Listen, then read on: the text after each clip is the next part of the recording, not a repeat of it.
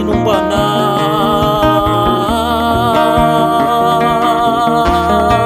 ya wangwana inumbwana ya wangwana tushina wana mkodi konie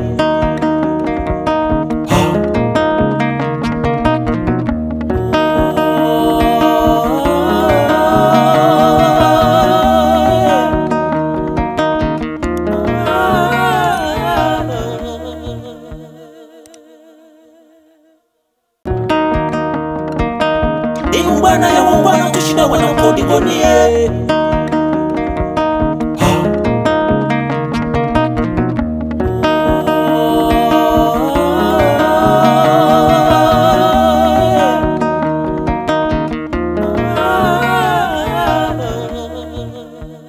Ok, merci bien. Avant tout, je tiens aussi à vous remercier pour l'opportunité que vous nous accordez afin que nous puissions partager nos expériences. Moi, c'est Nadio Kaina, le porte-parole du mouvement citoyen IINA au Tchad. Le mouvement citoyen IINA, en arabe local du Tchad, veut dire nous sommes fatigués.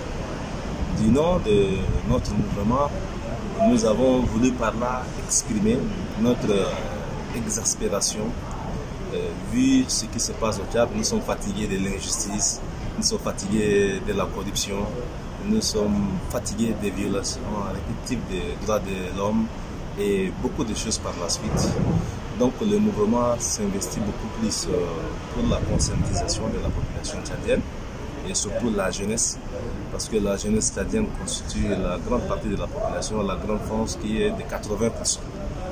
Notre but, c'est de sensibiliser, de conscientiser les jeunes à s'investir davantage dans le contrôle de l'action publique, parce que le Tchad, c'est un pays complexe du part de la longévité au pouvoir d'Idriss Déby.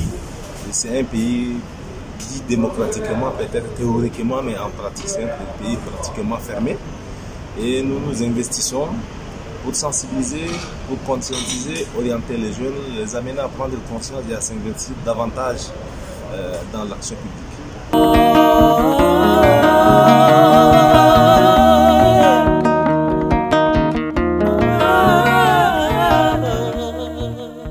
Bon, depuis l'arrivée de Déby en 1990, aujourd'hui ça fait 30 ans, il n'a jamais autorisé une marche de la société civile vers de l'opposition démocratique.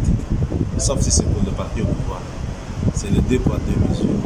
Quand c'est le parti au pouvoir, on autorise, mais quand c'est l'opposition ou bien la société civile ou bien des mouvements citoyens, on n'autorise jamais. Dès qu'il y a un petit rassemblement, c'est une répression policière sauvage et barbare, des arrestations qui s'ensuivent pêle-mêle. Nous avons suivi beaucoup des arrestations dans nos rangs. Moi particulièrement, j'ai été arrêté 4 fois à cause des rassemblements qu'on dit non autorisés, parce qu'on ne nous autorise jamais. D'autant plus que la constitution même du Tchad, la loi fondamentale nous permet de nous réunir. Mais comme on veut nous priver de notre droit fondamental, on refuse, on s'entête quand même à nous réunir, à dénoncer, à critiquer. Et il y a toujours cette répression. Mais cela ne nous décourage pas. Nous avons la ferme conviction que cela va produire un effet un jour.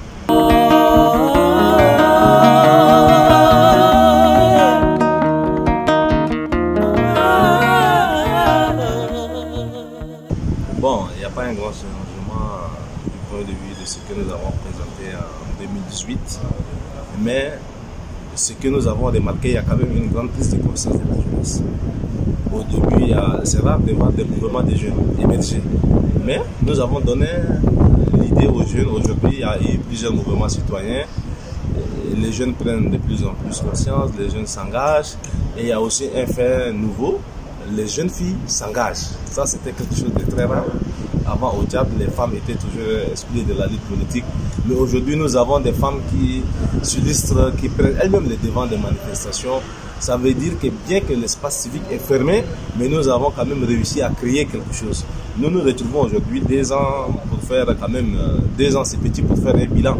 Mais quand même, l'UPEC, c'est un cadre idéal pour les mouvements citoyens d'Afrique, de partager d'abord leur expérience, de partager leurs difficultés, actualiser leurs efforts et voir ensemble comment nous pouvons s'entraider pour trouver quand même un idéal pour les mouvements citoyens d'Afrique.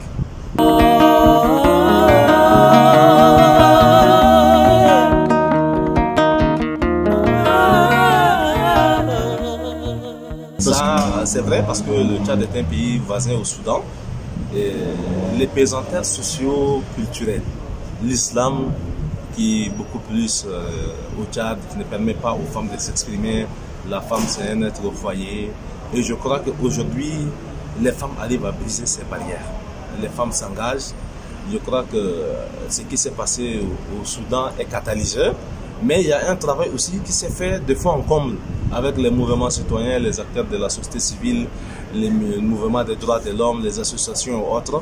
Nous voyons aujourd'hui que les femmes s'engagent. C'est un fait nouveau. Et les femmes aussi sont majoritaires au Tchad, elles sont plus de 53% de la population. Et quand la majorité de la population s'élève, c'est qu'il y a un vent de changement qui souffle à l'horizon.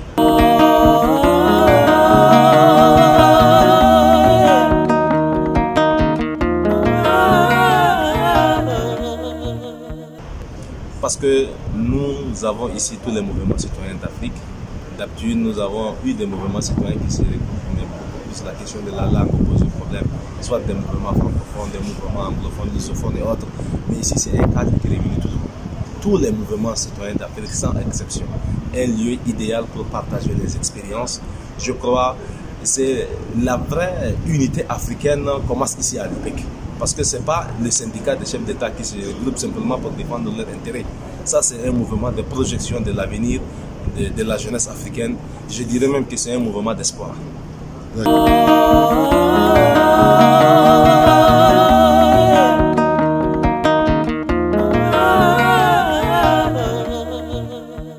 Je crois que rien ne résiste au temps.